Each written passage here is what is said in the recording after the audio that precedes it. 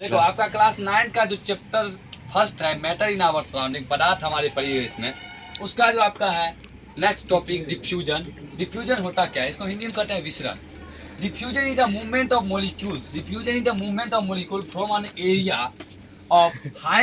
देखिए diffusion is the movement of, diffusion आपका topic है, is the movement of molecule from an area of high concentration to an area of lower concentration is called diffusion. कहने का मतलब आपका विसरण होता है अणुओं का उच्च सांद्रता वाले से निम्न सांद्रता वाले, मतलब ऊपर से लेकर कोई चीज नीचे गिर रहा। कभी आप पक्का मतलब छत पे चढ़ते होंगे, छत पर से कोई चीज गिराते हैं जल्दी गिर जाता है। हाई कंसंट्रेशन से लो कंसंट्रेशन की तरफ आना हमारा कौन सा कहलाता है, डिफ्यूजन कहलाता है। फॉर एग्जाम्पल आपका spreading of ink in water, जान गए ना।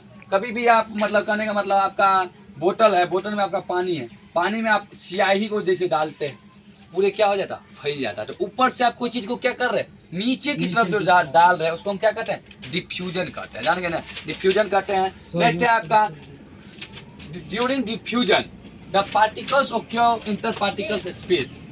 During diffusion the particles occupy the inter particle space.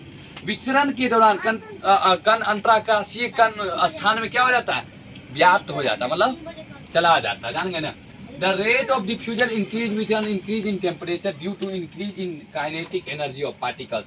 कहा है कि जब कण की गतिज ऊर्जा में वृद्धि के कारण, यानी कण के गतिज ऊर्जा में वृद्धि के कारण तापमान में वृद्धि के साथ विसरण का क्या होता है, दर क्या होता है, बढ़ते जाता है, जान गए ना।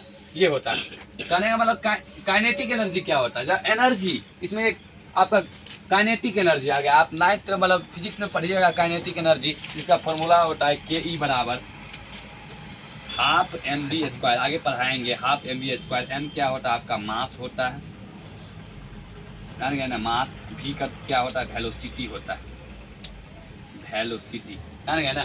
कहा जाता है kinetic energy, the energy is processed by a body due to its motion is called kinetic energy.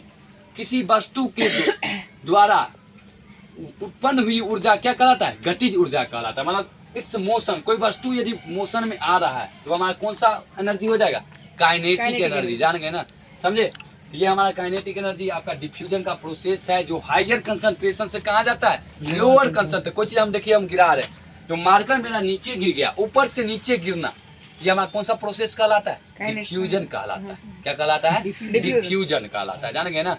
ये आपका डिफ्यूजन का टॉपिक है, जो ऊपर से लेकर ऊपर से नीचे की तरफ आना, ऊपर से नीचे की तरफ आना हमारा क्या कहलाता है, डिफ्यूजन कहलाता है, जान गए। एनी डाउट, चलिए इस तब तक के लिए ओके भाई, फिर मिलते हैं नेक्स्ट वीडियो में। जय हिंद जय भारत।